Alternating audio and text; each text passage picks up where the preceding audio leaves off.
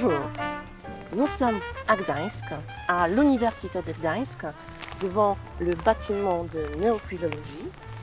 Je m'appelle Katarzyna Kotowska et je suis commissaire de l'exposition Marais d'ailleurs de Gilles Quintel. Bonjour Gilles. Bonjour Kasia, moi je suis enseignant-chercheur ici à l'Université de Gdańsk et je suis spécialiste de linguistique historique et spécifiquement des langues romanes et des langues celtiques. Et je suis dessinateur de bande dessinée. Est-ce que tu peux dire bonjour en breton? Des maths. Des maths, c'est facile, c'est comme en français. Des, ça vient de days, qui veut dire le jour, et maths, ça veut dire bon. Des maths. Voilà, des maths. Alors, des maths.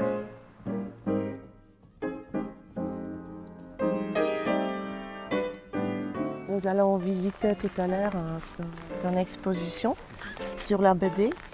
Le violon d'Ingres, pour toi, la BD. Alors finalement, pourquoi la BD? Pourquoi elle t'intéresse? Je crois qu'il faut d'abord comprendre que la bande dessinée, c'est une part essentielle de la culture en France.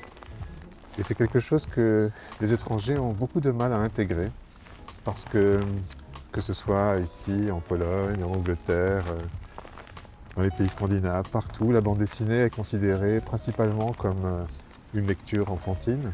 Oui. Mais ce n'est pas le cas en France, ni en Belgique. Et donc on est baigné dès l'enfance dans cet univers de la bande dessinée, tous les Français. Et donc voilà, je suis né avec, je suis né dedans. C'est un média de communication qui... C'était quel titre tu aimais le plus quand tu étais gamin? Alors moi, ça a toujours été Tintin. Tintin. Je suis irréductiblement attaché à cet âge d'or de la bande dessinée franco-belge. Ouais. Parce que Tintin, c'est belge, hein, il faut le rappeler. Et puis bien sûr, tout ce qui tournait autour des grands magazines de bande dessinée, le journal de Spirou, Quin, les grands dessinateurs en fait de cette époque. Et tu vois la différence entre la BD et le roman graphique? Ce sont les deux choses complètement disparates. Alors oui, ce sont deux manières de raconter des histoires qui sont très distinctes. Le roman graphique, c'est quelque chose qui est venu des États-Unis, notamment avec les dessinateurs de Mad, qui étaient les pionniers du genre. En France, on a eu principalement Hugo Pratt, qui d'ailleurs était italien. On a eu Tardi, bien sûr, pour les romans graphiques les plus marquants. Le roman graphique, je crois que ce qui caractérise sans doute la bande dessinée traditionnelle, c'est le fait que ça fonctionne comme une série télévisée. Okay. Il y a des albums qui se suivent comme des épisodes où on va retrouver les mêmes personnages. Un roman graphique, c'est plus comme un roman. Ta BD, elle est exceptionnelle puisqu'elle est en breton. Pourquoi ce choix? D'abord parce que je suis breton. Ouais. D'ailleurs, mon nom est un nom breton et je suis identifié par les Français comme un breton du fait de mon nom. C'est parce que c'est ma famille, c'est mes ancêtres, c'est ma terre, ce sont mes origines. Et évidemment, beaucoup entendu la langue avec mes grands-parents, avec les gens dans les rues, avec... bref. Alors, rappelons, la langue bretonne, c'est la langue régionale, n'est-ce pas? Oui, alors, c'est-à-dire que c'est une langue qui est très ancienne, qui est... comment dire, qui précède le français en fait, qui est une sorte d'hybridation de l'ancien gaulois avec la langue des Bretons venus de Grande-Bretagne. C'est une langue celtique, comme l'irlandais ou le gallois. Il est enseigné à l'école? Oui, en Bretagne, il y a un réseau d'écoles qui s'appelle Diwan, Oui. qui est un réseau d'écoles bilingues ou même unilingues, souvent, où l'enseignement se fait en breton. Il est enseigné à l'université, notamment à Brest et à Rennes. Dans les lycées et collèges de Bretagne, on a souvent l'opportunité de choisir des cours de breton. Donc c'est très présent. Ouais.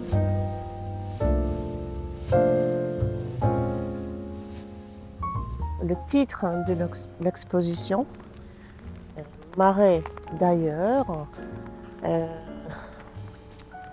se réfère un petit peu à ta BD, oui, dont le titre est La planète morte. Oui. Oui, et c'est une BD de science-fiction. Oui, c'est ça, tout à fait. Mais la science-fiction avec quelques éléments bretons, Oui. si j'ai bien compris. Est-ce que tu peux expliquer pourquoi la Bretagne aux États-Unis? Alors évidemment, il y a l'omniprésence de la mer, les rochers, la lande. Les paysages sont très fortement influencés par ceux de mon enfance, puisque j'ai vécu dans un petit village breton de l'extrême ouest de la Bretagne. Et ça a fait partie de mon quotidien. Mhm. C'est- Et justement, les personnages, alors est-ce que tu t'inspires par quelqu'un ou par, je sais pas, par un auteur ou par des personnages ou par des personnes réelles? Comment tu construis ce personnage? C'est une question difficile. Je ne crois pas m'inspirer de personnages réels. Je crois qu'en fait, on construit des personnages qui sont des synthèses de personnages de romans, de personnages de films, de bandes dessinées, un peu de personnages réels, de personnages fantasmés aussi. Ouais. Mais de l'autre côté, ce sont aussi des personnages assez, dirais-je, typiques, pas particulièrement beaux, Oui, n'est-ce pas? c'est Pourquoi? vrai, c'est vrai. Est-ce que tu as choisi de ne pas en faire vraiment des icônes de beauté? Oui, c'est-à-dire que je voulais que ce soit des gens normaux. Mhm, Je ne voulais pas que ce soit des héros. mhm. Je voulais que les lecteurs puissent s'identifier facilement à ces personnages. Bien que ce soit science-fiction, on s'identifie. J'espère. Ok. J'espère, oui. Oh. Je crois que oui.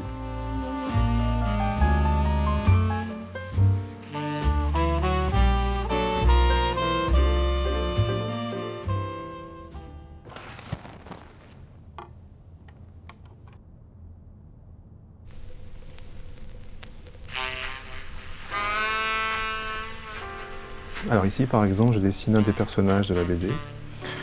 Et c'est juste une esquisse, en fait, qui va servir après pour dessiner une scène. Voilà. Et on peut, en fait, commencer à lui faire une bulle, où il va dire quelque chose. Et à partir de là, on va camper un décor.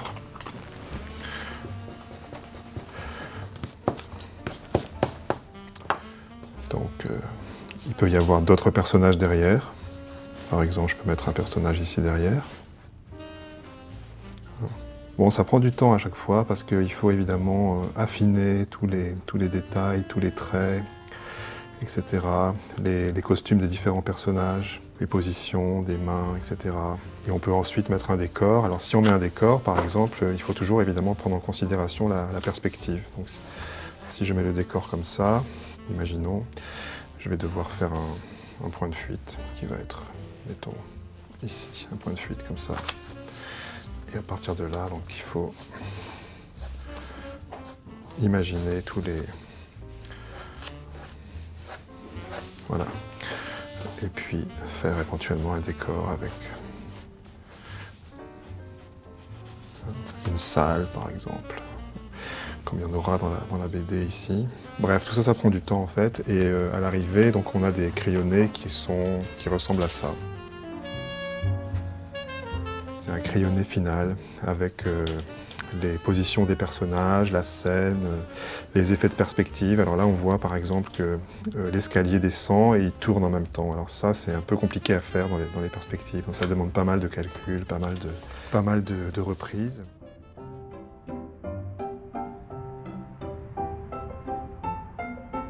Comment tu travailles finalement? C'est un travail manuel. Est-ce que tu utilises des logiciels spécialisés? Alors, je fais tout à la main. Je sais que maintenant, c'est devenu très populaire d'utiliser des tablettes graphiques, mais je trouve que quand on utilise ces outils informatiques, on perd beaucoup de la Ok. vibration de la couleur Ok. du trait. Donc, c'est plus long, hein, c'est beaucoup plus long de travailler à la main. Justement, la couleur, c'est elle est très importante. Je vois, si on la compare par exemple avec cette couleur blanche Oui. qui nous envahit maintenant, C'est très beau. pourquoi la couleur justement?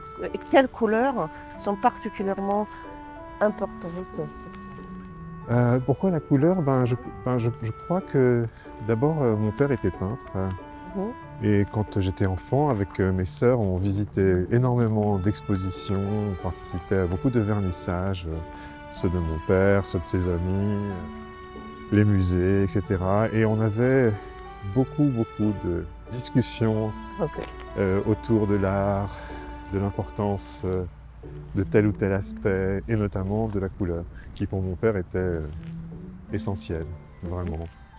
On véhicule des messages, c'est vrai, je peux dire. Alors, je dirais pas ça parce que Mhm. je suis pas dans le symbolisme en fait, Mhm. mais plutôt j'essaye de trouver une harmonie que les gens vont aimer et dans laquelle ils vont se sentir bien. Mhm. C'est ce que j'aime moi quand je regarde des tableaux, des bandes dessinées, j'aime cette sensation d'harmonie. Est-ce que tu reviens souvent vers les histoires ou vers les images que tu as déjà terminées pour refaire quelque chose? Oui, oui, tout le temps, tout le temps. Oui.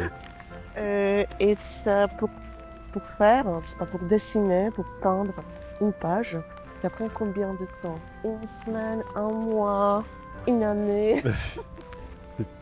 C'est très long, C'est très long. c'est très hein. long. Disons que si je compte le temps qu'il faut pour écrire le scénario, les dialogues de la page, Oui. le temps qu'il faut pour faire le crayonné préliminaire, les études que je dois faire parce il faut penser à telle position, tel angle, tel décor, tel élément technique, comme par exemple un bateau, un téléphérique, et après la réalisation, l'ancrage, la mise en couleur. Je pense qu'il faut compter une quinzaine d'heures à peu près, entre 15 et Oula. 20 heures pour faire une page. Mais il y a une histoire tout d'abord après une image, ou d'abord une image Oui. et une histoire après? Il y a l'histoire d'abord. Une histoire d'abord, Oui. ouais. Oui, je fais d'abord une esquisse Ouais. avec le dialogue Ok. et une première idée de mise en page. Et ça arrive de changer l'histoire au cours du travail ou non? Euh, je dirais que je reviens beaucoup moins sur l'histoire que sur le dessin. Ok. Oui.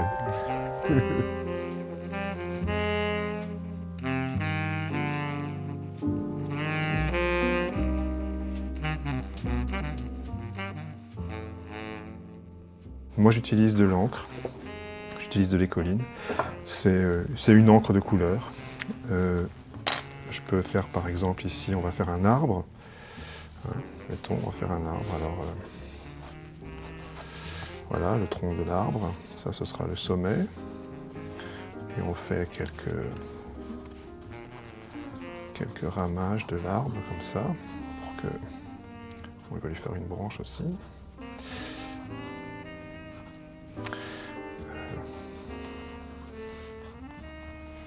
Donc on a la forme globale de l'arbre qu'on dessine en essayant de suivre plus ou moins la forme des feuilles, on va dire. Hein. Les feuilles ont une certaine forme qui est variable selon les arbres, toujours en prenant en considération qu'il y a de la lumière qui vient par là, donc on va devoir avoir plus de lumière là que là. Le feuillage de l'arbre est plus épais quand on descend, donc ça sera plus sombre ici. Alors ça va donner quelque chose comme ça maintenant, si je le colore. Je vais utiliser... Qu'est-ce que je vais mettre? On va choisir quelques couleurs. Je ne mélange pas trop les couleurs à l'avance, elles se mélangent sur le dessin. Voilà, comme ça, on peut même mettre des personnages si on veut. Évidemment, des distances différentes entre les personnages. Bref, voilà. On peut rajouter un peu de verdure, on peut rajouter des rochers si on veut. Si j'aime un peu de couleur. Donc, je vais commencer par mettre un peu d'eau, pas trop, parce que si on met trop d'eau, ça va couler partout. Donc, je mets de l'eau un peu partout, comme ça, pour humidifier un peu le dessin. Voilà. Et ensuite, on va prendre ce vert, par exemple, qui est un vert assez tendre. Alors on essaye de pas mélanger pas mélanger trop d'eau avec la couleur. Voilà, et là on va faire un peu de couleur.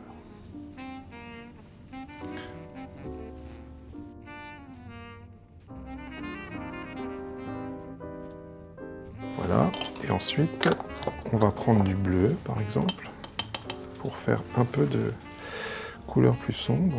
Alors on met le bleu plutôt, comme il est plus sombre, on va le mettre plutôt sur la gauche, parce qu'on imagine que la lumière du soleil donc, vient de l'autre côté.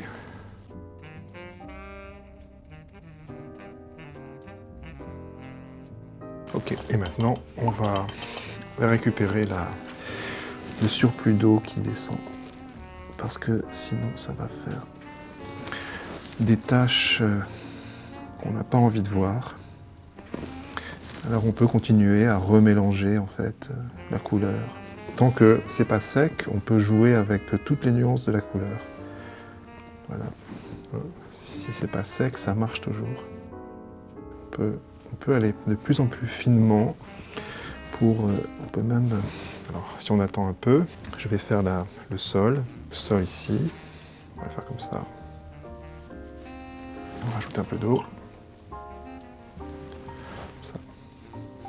On va voir.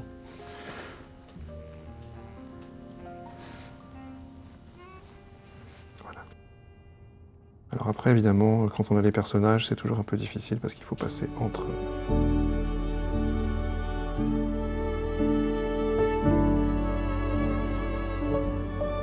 Nous sommes maintenant à la bibliothèque universitaire. Elle est belle, n'est-ce pas? Magnifique. Dis-moi, la BD, peut-être pas en breton, mais en français, est-ce que tu trouves que c'est un bon document authentique à partir duquel on peut enseigner la langue française ou apprendre la langue française? J'en suis sûr. Certainement, parce que ça associe l'image avec le texte. Donc, quand on apprend, on a plusieurs types de mémoire qui rentrent en jeu. Et l'association d'une connaissance lexicale avec une image, je crois que c'est très efficace. Mhm. Et on a un petit peu parlé de cette question de la différence entre la chanson française qui est hyper utilisée Oui. dans le fleu, n'est-ce pas? Et par contre la BD, pas autant. Oui, et je le comprends pas parce que la chanson française, ça n'est pas si populaire que ça en France. Actuellement, je devais dire. Ça n'a jamais été, c'est-à-dire qu'il y a un public pour cette musique, mais c'est un public qui est, somme toute, restreint. Les Français écoutent, comme les Polonais, énormément de musique pop, rock, anglo-saxonne. Alors que la bande dessinée, je crois que c'est une culture partagée par tous les Français. Et il y a un regard un petit peu condescendant en Pologne et ailleurs sur la bande dessinée, alors que ça fait vraiment partie de la culture franco-belge, beaucoup plus que la chanson. D'autant plus que je constate que les étudiants aiment toujours la bande dessinée, Mhm. mais pas toujours la chanson. Ok. Mhm. Il y a beaucoup d'étudiants qui n'aiment pas les chansons. Ok, toujours. Et donc, je comprends un peu cet intérêt pour la chanson parce que c'est la langue française, ça fait peut-être partie d'une magie de la langue, mais je pense que la bande dessinée devrait être plus utile. La chanson, c'est aussi ses côtés audio, n'est-ce pas? C'est-à-dire peut-être aussi qui Oui, entre en marche. tout à fait. Mais ici, vrai. c'est plutôt visuel, qui n'est pas tellement Oui. activé ici. Oui, c'est vrai, tout à fait. C'est vrai. Donc ça se complète. Ça se complète, oui. Oui. Alors moi, je suis dans un cas particulier parce que je n'aime pas la chanson française du Ok. tout. Donc, Moi, j'aime bien. Oui, je sais. Je voudrais te poser la question sur les influences. Alors, tu es influencé par quoi? Par qui? Alors, si on parle directement de bande dessinée, mon influence la plus déterminante, c'est celle de Hergé. Mhm. C'est pas très original, je sais, mais de mon point de vue, d'abord c'est le fondateur de l'école de bande dessinée franco-belge, qui n'existe pas avant lui. Et puis, il a un sens incroyable de l'espace, Oh. ce qui est essentiel. Il a aussi un côté minimaliste, et j'adore le minimalisme. Bien entendu, d'autres dessinateurs m'ont influencé, on en reparlera peut-être plus tard. Sur le plan de la peinture aussi, bien sûr. J'adore en particulier tous les post-impressionnistes. J'adore Matisse, j'adore Gauguin, Sérusier. Aujourd'hui, j'adore vraiment David Hockney, évidemment, je crois que c'est Ouais. clair. Sinon, Si tu parles Matisse, Gauguin, et maintenant si je pense aux couleurs que tu emploies, ça revient Oui, évident. tu Ouais, trouves, ouais, justement. Ouais. Ouais, je crois. Mon père était un grand admirateur de Gauguin Ok.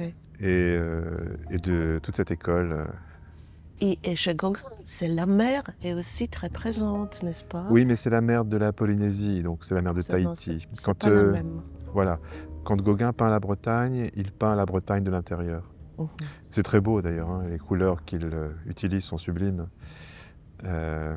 Mais il ne s'intéresse pas vraiment à la côte bretonne. Mhm. Oui. Et sinon, j'adore Edward Hopper, Mhm. notamment pour son sens de l'espace aussi, Oui. son minimalisme. J'adore le minimalisme. Ok. J'adore par exemple, j'adore les films de Béla Tarr, Mhm. de Gus Van Sant. J'adore tout ce qui est minimaliste en général. Et pour ce qui est de la littérature, parce qu'il y a aussi un apport littéraire évident, je dois dire que j'ai été profondément impressionné par la lecture de Solaris de Lem. Ok. C'est rare qu'une œuvre de science-fiction littéraire soit stylistiquement belle. Mhm. Et c'est le cas de celle-là. Et puis, j'adore la lenteur. Mhm. Et Solaris, c'est très très lent. Oui, c'est vrai. Et j'adore quand c'est lent. J'adore tout ce qui est lent. Ce qui n'est pas très typique pour nos jours, n'est-ce pas, aujourd'hui? Absolument. C'est-à-dire que... On est aujourd'hui dans la frénésie. Et je déteste ça. Oui, c'est Et vrai. si je reviens à Tintin, à Hergé, je retrouve ça, cette lenteur. Il prend le temps de faire se développer les personnages, les scènes, les actions. J'aime beaucoup ça.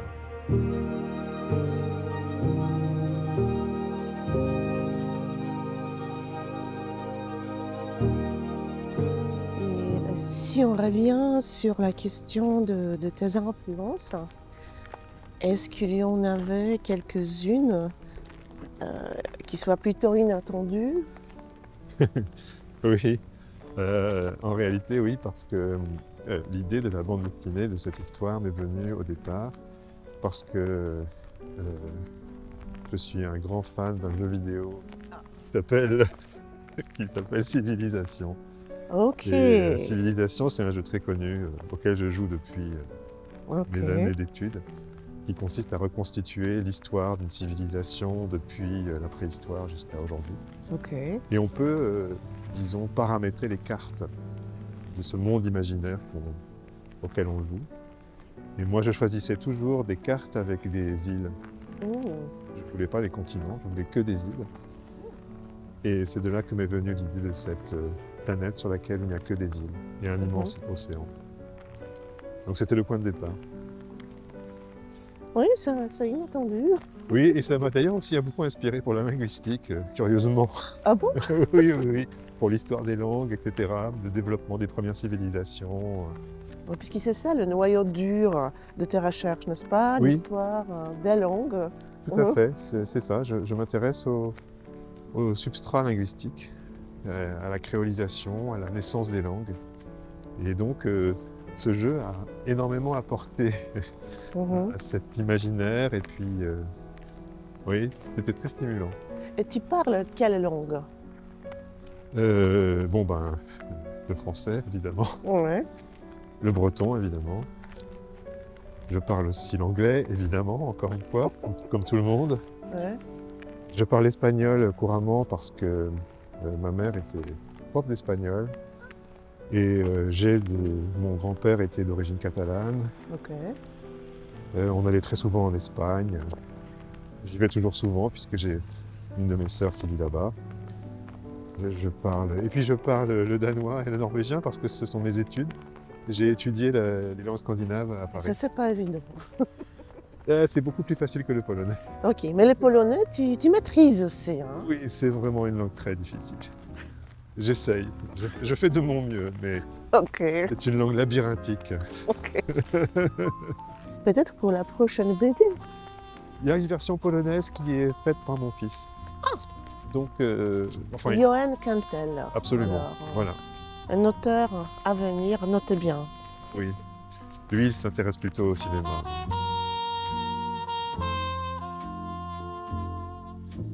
Nous sommes ici devant ta page. Une petite question pratique pour tous ceux qui ne parlent pas breton. Vous pouvez suivre ici la traduction en français et en polonais. Il faut juste flasher les codes barres. Alors, on voit ici de vagues. Et alors, tout cela, ça se passe où? À quel moment? Et j'ai entendu parler que cela reflète un moment aussi de ta vie personnelle. Oui, tout à fait. À ce moment-là, les personnages viennent d'atterrir sur cette planète qui est recouverte d'un grand océan.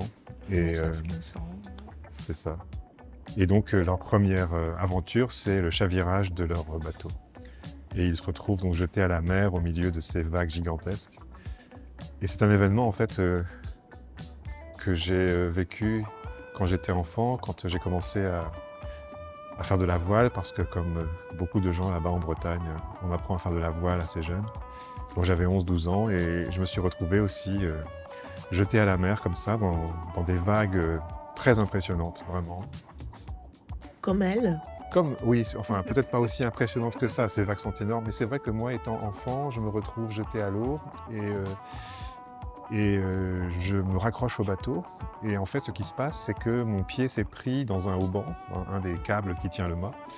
Et comme le bateau s'est retourné, mon pied est pris sous le bateau et le bateau bouge avec les vagues. Et à chaque fois qu'il bouge, je passe presque sous l'eau parce que mon pied est pris dans le hauban.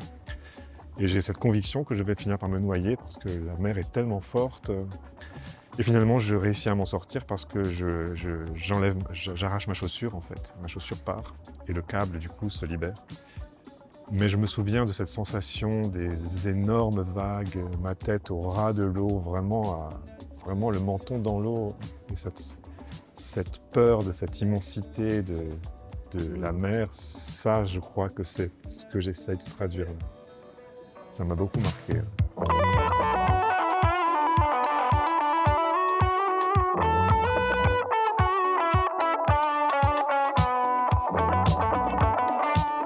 Alors on change de paysage. Cette fois-ci, c'est plus la mer, c'est plutôt l'espace, Le ciel, c'est ça. le ciel, et c'est une case sur une page. Oui. Alors, quelquefois, quand je veux donner une sensation d'espace, je prends toute la page. Parce que c'est plus intéressant scéniquement. Mhm. Ok.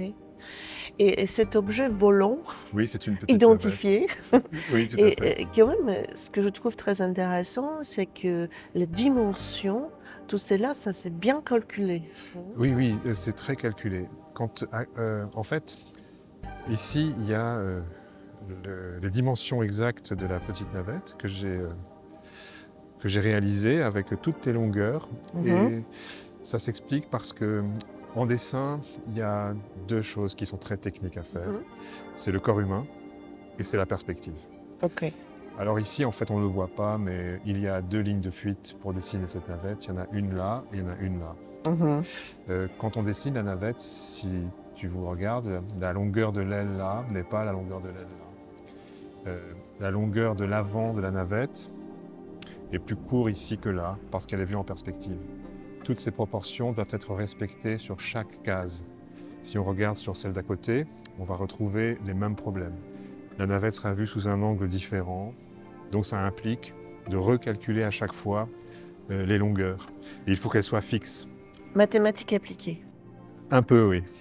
Enfin, en tout cas, plutôt de l'architecture, je dirais. Ouais. Et c'est quoi ici, ce bizarre, Oui. ce... Alors ça, c'est ma signature que j'écris dans l'alphabet ogamique. Ok. Les ogham, ou oram en gaélique, c'est un système d'écriture archaïque de l'Irlande. Et donc j'ai écrit Ton côté linguiste. linguiste et celtique.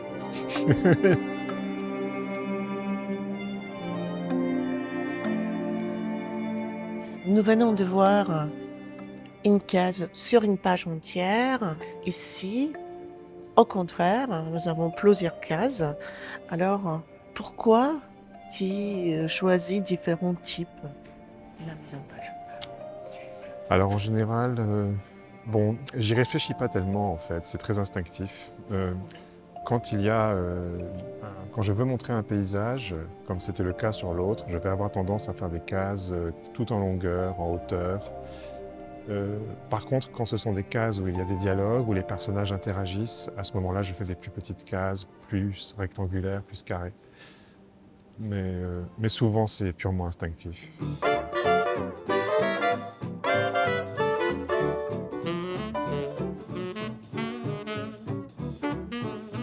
Alors, ton travail sur le scénario, alors est-ce que tu peux élucider un petit peu les étapes? Comment ça s'est fait? Oui, alors, donc au départ, évidemment, j'ai une idée assez précise de l'histoire. Donc, il s'agit de la découper en plusieurs scènes. Ça, c'est un croquis, oui. Voilà, Mhm. c'est-à-dire que ça, c'est le scénario, en fait, donc, où j'écris les dialogues et je fais la première découpe des cases. Et directement en breton. Oui, directement en breton. Oui, la langue originale de la bande dessinée, c'est le breton. Mhm. Et donc, à partir de là, je vais reprendre sur cette base. Je vais faire ce qu'on appelle, là aussi il y en a une autre, hein, pour montrer. Je vais faire ce qu'on appelle le crayonné, c'est-à-dire en fait tout le dessin en lui-même, sans la couleur, uniquement le dessin. Et la composition de la case, comment ça se présente, etc., les personnages. Ça implique un assez long travail de croquis d'abord, qui ne sont pas là, pour les positions des personnages en particulier, qui sont difficiles à faire. Les décors, c'est toujours facile. Ok. Et voilà, il y a des positions, celle-ci par exemple, ou celle-ci, c'est des positions difficiles en fait. Ça aussi, le personnage vu en plongée, c'est compliqué à faire. Donc ça demande pas mal de travail. Et justement, si tu devrais donner, ou si tu pourrais donner un conseil à quelqu'un qui commence son aventure avec la BD, alors il faut commencer par quoi? Par une histoire, par un dessin, si c'est un dessin, c'est par des personnages? Alors d'abord, je crois que le conseil que je donnerais à tout artiste en herbe, que ce soit pour la bande dessinée, le dessin, la peinture, n'importe quoi, c'est de ne pas trop écouter les critiques. Je crois que c'est la première chose. Oui, donc un très bon conseil que m'avait donné mon prof de dessin, c'était Il s'appelle comment? Jacques Cornu, qui est un dessinateur prodigieux, techniquement parfait, comme j'en ai rarement vu. Et alors il corrigeait mes dessins, il me disait, là tu as une faute de proportion, là ton personnage n'est pas d'aplomb, là, etc. Ceci et cela n'est pas correct. Et à un moment, il s'est arrêté, il m'a dit « Mais tu sais, ce sont les défauts qui font le style. » Et je crois que c'est très très vrai, et ça m'a beaucoup beaucoup marqué. Alors si j'ai un conseil à donner, c'est celui-là. Il ne faut pas avoir peur de ses défauts, parce que ce sont les défauts qui vont faire le style. Le dessin parfait est un dessin sans style. Ouais. C'est un conseil universel. Absolument universel. Oui, alors en fait, ce qui est assez frappant, c'est que en France, des bandes dessinées qui sont considérées ici uniquement comme de la littérature pour enfants, en France, tout le monde la lit. Donc, tout le monde lit Tintin. Ça, ce sont des exemples des bandes dessinées de ce qu'on appelle l'âge d'or de la bande dessinée franco-belge. Les adultes lisent les Schtroumpfs, sans problème. Astérix, Lucky Luke. Les Tuniques Bleues, c'est aussi une série culte de cette époque. Achille Talon aussi, qui est d'ailleurs plutôt une série pour adultes, parce que le vocabulaire ici est très développé. Bon, là je ne présente pas. Très célèbre dans le monde francophone, les bandes dessinées d'André Franquin, donc les Gaston et les Spirou. Ça aussi c'est un Spirou qui a été réalisé par Jean-Claude Fournier, qui est un autre dessinateur. Dessinateur breton. Précise. Bon, Tintin c'est le pilier principal. Pourquoi c'est le pilier principal? Parce que Hergé est le premier grand dessinateur de bande dessinée de l'histoire de la BD franco-belge. Avant Hergé, il n'y a pas vraiment de grands dessinateurs. La bande dessinée n'est pas quelque chose de pris au sérieux. Pour la première fois, Hergé va faire des bandes dessinées dans lesquelles il prend son lectorat au sérieux. Avec des histoires complexes, très politiques souvent, très recherchées, avec un dessin très très élaboré. Alors qu'à l'époque, on a peu de dessins de cette qualité-là, c'est très rare. Là, on parle quand même de bandes dessinées qui ont été réalisées. Alors ici, en fait, ça, c'est un autre courant de la bande dessinée qui correspond plus à ce qu'on a appelé plus tard le roman graphique. Mais à l'époque où ça a été publié, on ne parlait pas de roman graphique. Pour moi, deux des dessinateurs les plus importants dans ce registre, c'est Hugo Pratt et Tardi. Pratt était italien à la base, mais il a publié en français en fait. Et il est considéré aujourd'hui comme un des plus importants dessinateurs de bande dessinée. Alors, on va voir comment c'est. Alors, il faut préciser que ça a été colorié parce que les bandes dessinées de Pratt au départ sont en noir et blanc. Ah bon? Voilà. Et la mise en couleur a été faite après et pas par lui. Ah, ça c'est intéressant. Ouais, et ça se voit, hein, c'est du noir et blanc. D'ailleurs, on voit bien en fait que les contrastes noir et de blanc sont très forts. Ça veut dire qu'on n'avait pas besoin de la couleur à la base. On a rajouté la couleur pour des raisons de marketing. Mais elle n'est pas nécessaire.